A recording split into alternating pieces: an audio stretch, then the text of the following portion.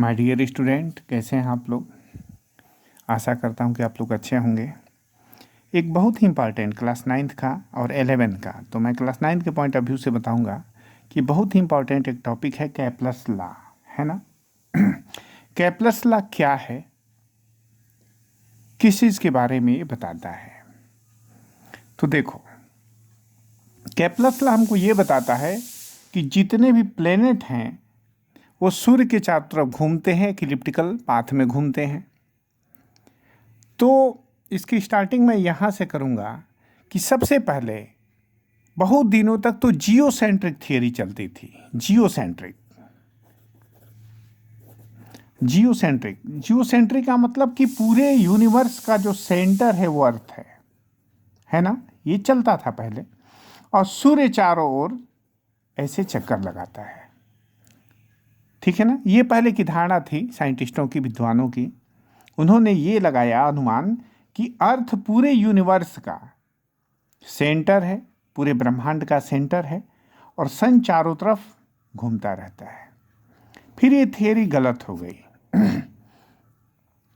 उसके बाद जो कैपलर्स लॉ जो आया, बीच में और भी थियरियां आई, लेकिन जो कैपलर्स लॉ है, कैपलर ने क्या कहा, इनके जो लॉ हैं 3 लॉ हैं, है ना। तो मैं यहाँ पे लिखूँ फर्स्ट लॉ। कैपलर साहब का फर्स्ट लॉ क्या है, ध्यान देना।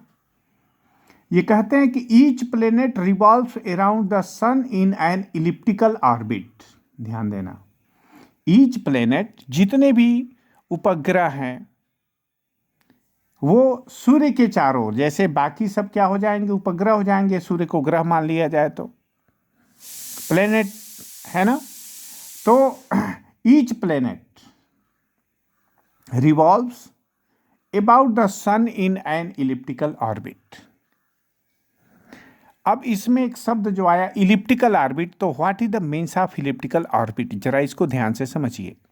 जैसे मैं एक सर्किल बना दूं ऐसे, ये इसका सेंटर हो गया, ये ए इसका रेडियस हो गया, तो इसका इक्वेशन क्या हम मैथमेटिकली लिखते हैं, x square plus y square is equal to a square. और इलिप्टिकल का मतलब, ये सर्किल है, इलिप्टिकल का मतलब होता है थोड़ा अंडाकार ऐसे।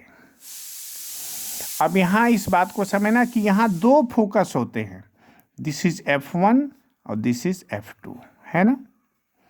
इसको कहते हैं इलिप्स, है ना, अंडाकार है ये। तो इसके फोकस 2 गए, जैसे यहां पे सेंटर हमारा 1 हो गया सर्किल के केस में, और रेडियस इसका ए है, उसी तरह यहां पर हो गया एक इलिप्टिकल ऐसे होता है अंडाकार, 2 फोकस इसके होते हैं F1 और F2, जिसको फोकी भी बोलते हैं, फोकाई भी बोलते हैं, ठीक। यहां से यहां तक हो जाता है, this is called major axis, और यहां से यहां तक 2B हो जाता है, this is minor axis. Major axis 2A, minor axis इसको हम कहते हैं 2B, है ना। इक्वेशन क्या होता है इलिप्स का, x square upon a square plus y square upon b square is equal to हो जाता है 1, ठीक है ना। ये इलिप्स है, 11 में खूब अच्छे से पढ़ाया जाता है मैथमेटिक्स में, ठीक है ना। कोनिक सेक्शन है, किसी भी कोनिक को काट करके बनाया जा सकता है।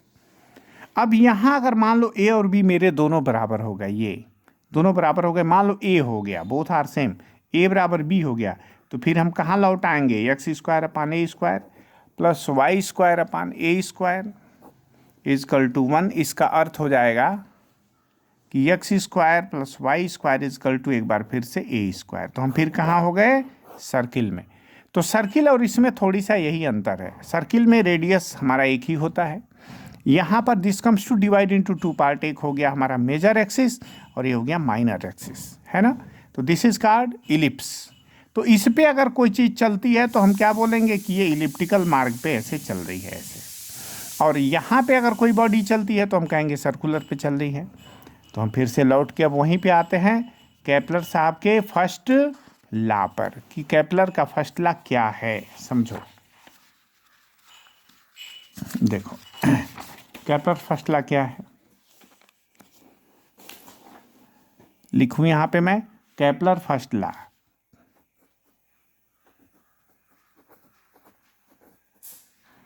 Kepler's first law.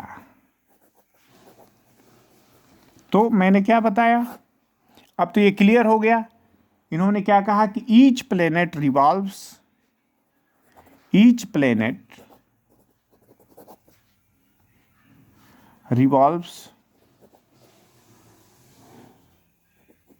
around the sun, ठीक है, in an elliptical ऑर्बिट, है ना। और दूसरी बात इसी में क्या है कि जो सन होता है इन दोनों, जैसे अब ये हो गया हमारा इलिप्टिकल हो गया ना, ऐसे यहाँ पे बना दूँ ऐसे इलिप्टिकल, ऐसे ये दो फोकस है, तो किसी एक पे क्या होता है, सन सिचुएटेड होता है, ऐसे है ना ये इलिप्टिकल, तो ये किसी एक फोकस पे सन होता है। तो मैं आगे लिख दूं इसी में, with the sun at one of the two foci या फोसीआई फोकी, है ना, ऑफ द इलिप्स, ठीक है ना। ये हमारा हो गया फर्स्ट लॉ का डिफिनेशन कि each planet revolves around the sun in an elliptical orbit with the sun at one of the two foci of the ellipse, ठीक है ना। यानी कि पृथ्वी, जैसे एग्जाम्पल के तौर पे पृथ्वी को ले लिया जाए तो सूर्य के चारों तरफ, ये ध्यान दो, ऐसे ये इलिप्स में बनाता हूं, दो फोकस हो गए, तो एक पे किसी को सन बैठा दो, यहाँ पे ये सन है, ऐसे ये सन हो गया, और अर्थ जो है ऐसे घूम रही है, ऐसे कभी ऐसे जाएगी, कभी ऐसे जाएगी, कभी ऐसे जाएगी, ऐसे पूरा राउंड ले रही है, तो ये हो गया अर्थ।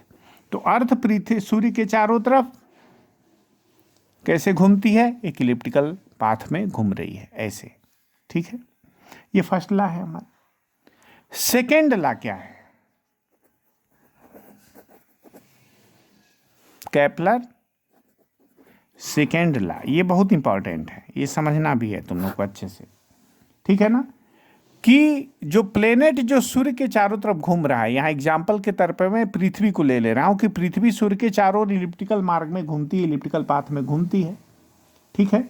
तो सेकेंड क्या है कि अर्थ, एकदम सिंपल में लिख रहा हूं, अर्थ स्वेप्ट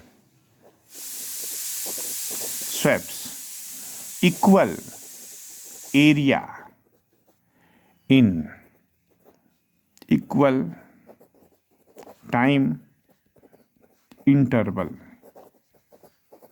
ठीक है ना। Earth sweeps equal area in equal time interval, ये this is the most important. Kepler second law क्या कहता है कि पृथ्वी के जगह पे किसी प्लेनेट को ले लेंगे, हमारे लिए सबसे आसान समझने के लिए रहेगा पृथ्वी, यानी कि पृथ्वी सूर्य के चारों ओर इलिप्टिकल मार्ग में घूमती है, इलिप्टिकल पाथ पे घूमती है।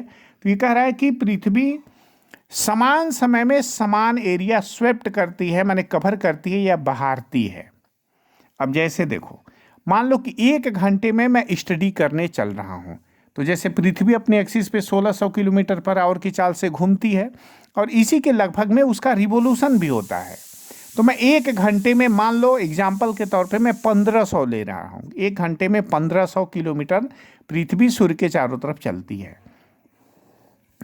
ये पृथ्वी यहाँ है, फिर पृथ्वी यहाँ पे चली आई, मान लो 1500 किलोमीटर चली एग्जाम्पल के तौर पे, 1 घंटे में मैं स्टडी कर रहा हूँ पर आवर। यहाँ भी 1 घंटे में कितनी चलेगी, this will be also 1500 kilometre 1 घंटे में, क्योंकि ये तो मैं बदल नहीं रहा हूँ। 1 घंटे में जैसे यहाँ चली पृथ्वी, मान लो कि यहाँ चली। अब यहाँ क्या हो गया, अगर ये ट्रायंगल में मान लूँ तो ये दोनों का बेस लगभग सेम है, लेकिन ऊंचाई क्या हो गई, एक की ज़्यादा और एक की कम हो गई। तो ट्रायंगल की जो एरिया होती है हाफ बेस इनटू हाइट,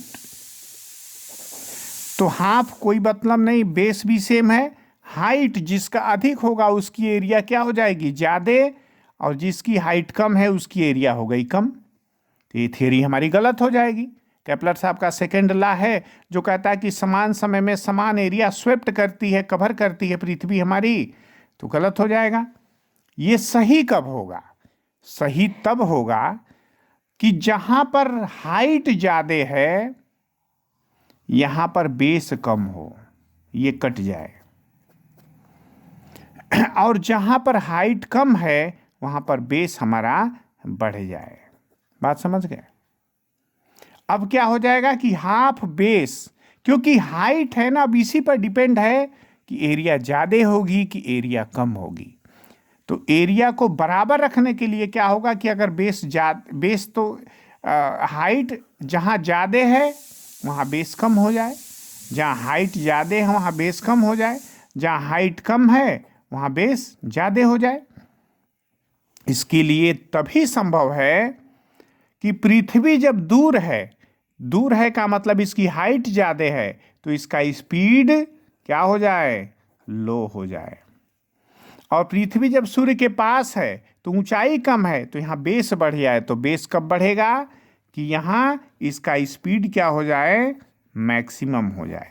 ध्यान देना, तभी यह संभव है कि समान समय में समान एरिया पृथ्वी स्वेप्ट करेगी, या कोई भी प्लेनेट सूर्य के चारों तरफ इलिप्टिकल ऑर्बिट में घूमते हुए समान समय में समान एरिया क्या करेगा, वो तय करेगा।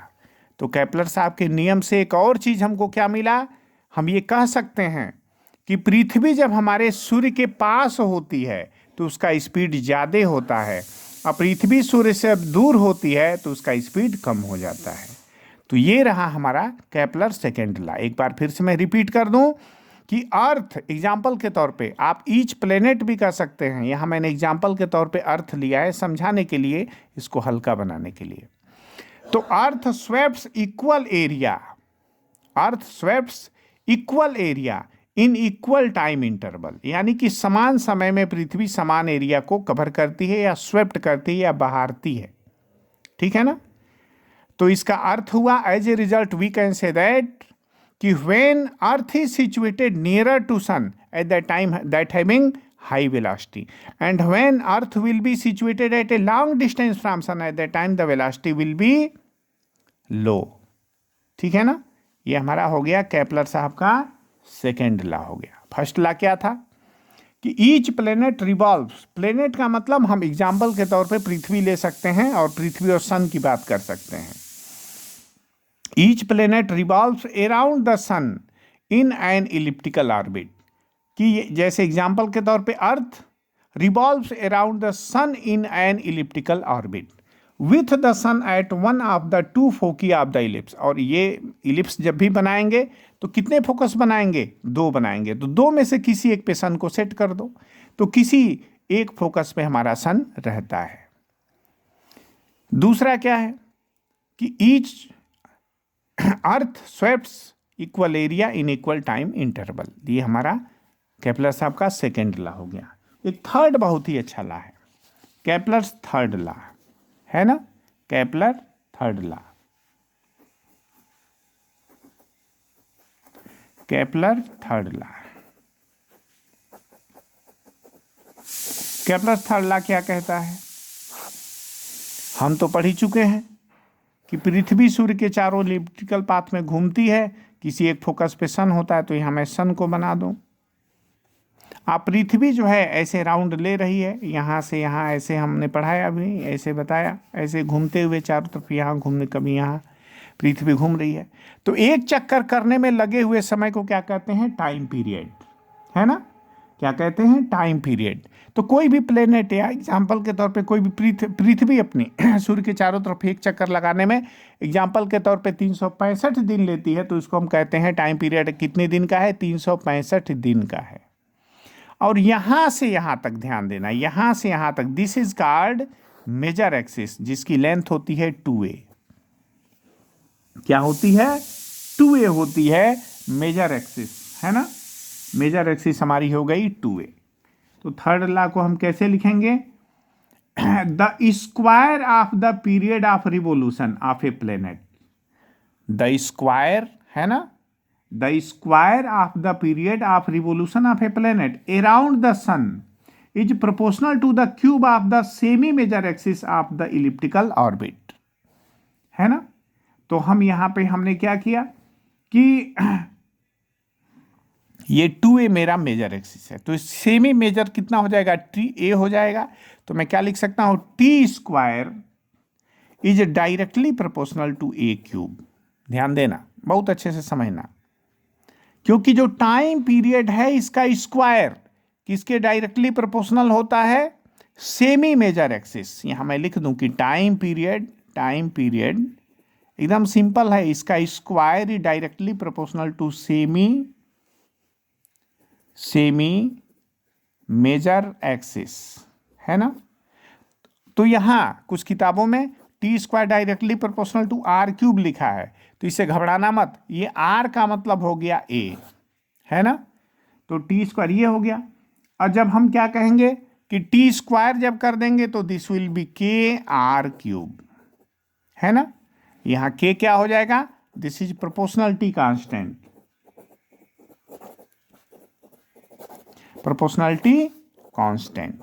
ठीक है ना।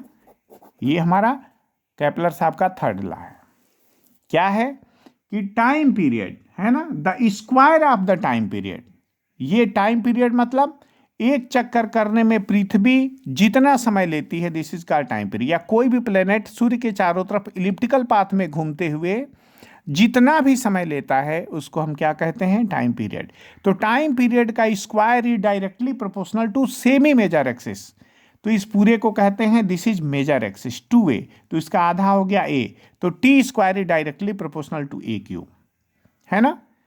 अगर a को मैं r मान लूं, सेमी मेजर एक्सिस को r मानता हूं, तो ये क्या हो जाएगा, T square directly proportional to R cube हो जाएगा। इक्वल टू करूंगा तो के आर क्यूब हो जाएगा, और के हो गया प्रोपोर्शनलिटी कांस्टेंट। तो इस तरह से हमारे केपलर साहब ने 3 लॉ दिए, इसको हम लोग खूब अच्छे से पढ़ेंगे। Thank you.